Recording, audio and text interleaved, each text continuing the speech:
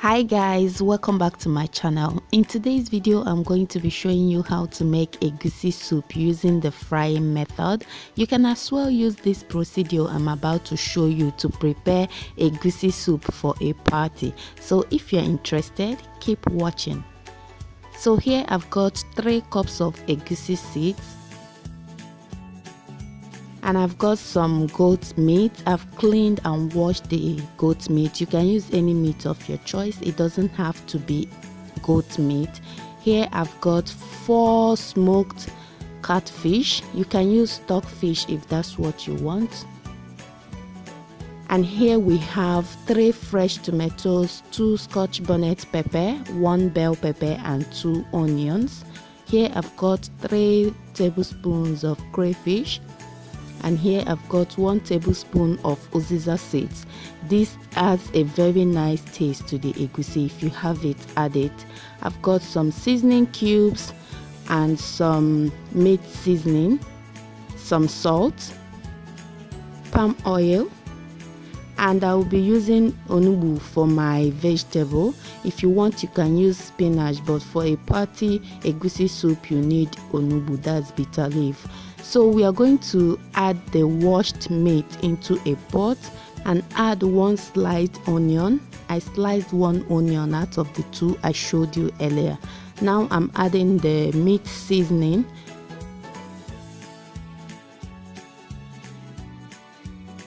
And I'm going to be adding 1 stock cube. Add some salt. You can add all these things depending on the quantity of soup you are making, okay? So I'm just showing you the method. I don't know how to prescribe the quantity of what you need to use.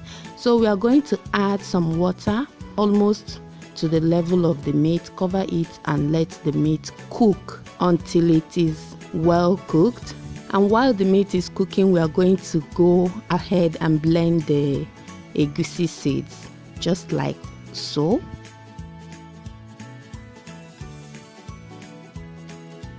So after blending it, this is what it should look like. Very smooth. It should be very smooth, okay?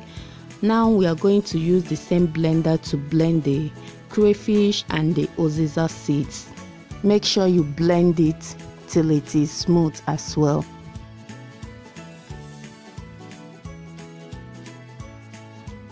And this is what it should look like after blending it. Can you see how smooth it is?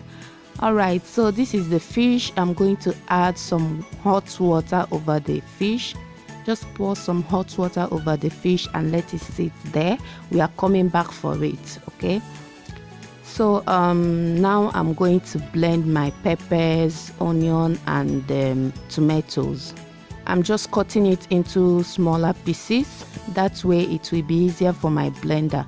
So I don't like to use the what is it called, that thing inside the fresh tomatoes. I like to take it out. I just need the flesh, okay? If you want, you can blend everything, but I just don't want it for this soup.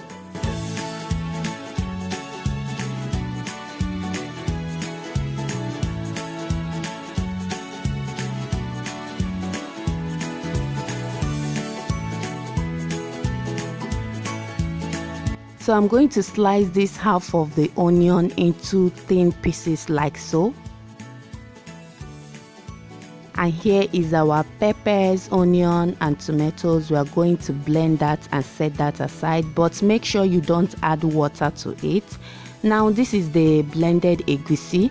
I just added the sliced onion into it and I'm just going to be mixing it together with the egusi. Add water bit by bit. Just keep adding water bit by bit and mixing it up. I'm going to show you the consistency you should be aiming at. Alright, after mixing it, this is exactly the consistency you should be going for, not watery at all. It is very thick but not too thick either. So I just added some palm oil into the pot, just enough oil to fry the egusi, okay? and then I added the blended peppers, onion and fresh tomatoes. We are going to fry this until it is dry. All right, so now the tomatoes and the peppers, onion, they are now dry, and I'm just adding the mixed egusi. The egusi we mixed with the onion. Add it bit by bit into the pot, stir it a little bit and let it fry for about 20 minutes.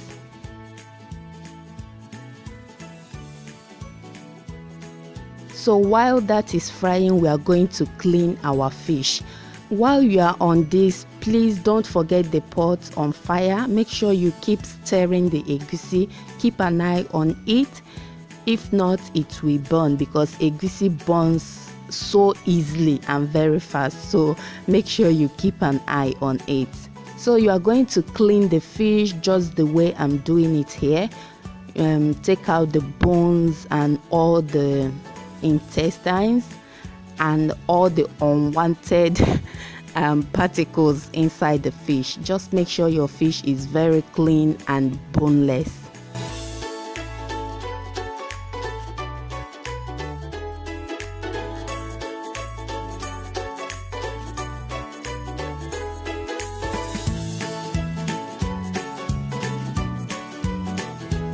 So this is what we are going to be throwing away: the bones, the stick and the intestines from the fish.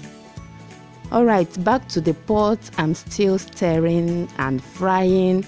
As you can see now, the egusi has sucked up all the oil, and that is a good sign that the egusi has fried really well. Can you see how separate they are now? It is no more liquidy, just like when I added it earlier. So once you see that your egusi has developed crumbles like this, then you know that it is properly fried.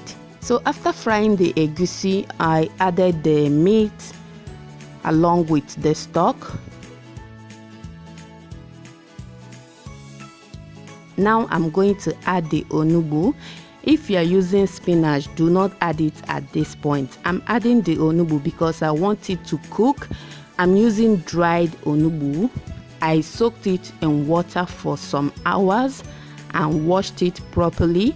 If you have a very bitter onugbu, then you might want to cook it before you add it into the pot. Just cook it separately for about 5 to 10 minutes. Wash it properly to get rid of the bitterness.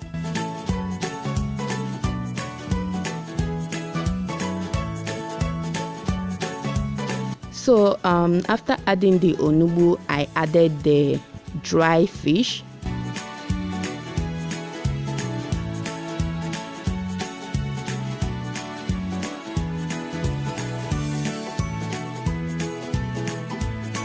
Add the blended crayfish and the uziza seeds. Mix everything together.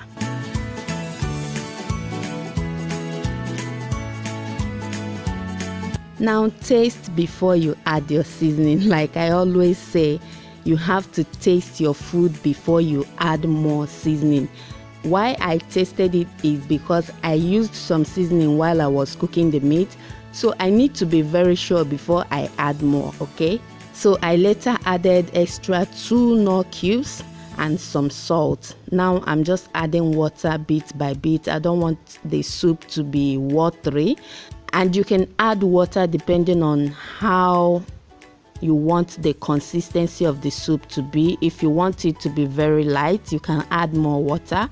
If you want it thick, then add water bit by bit until you achieve the consistency you want. So we are going to cover the pot and allow the egusi to cook for extra 10 minutes and it's done.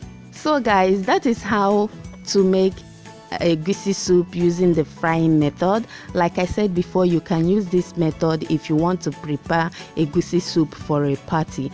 Trust me, it will come out very nice and tasty, and people are going to ask for more. Okay.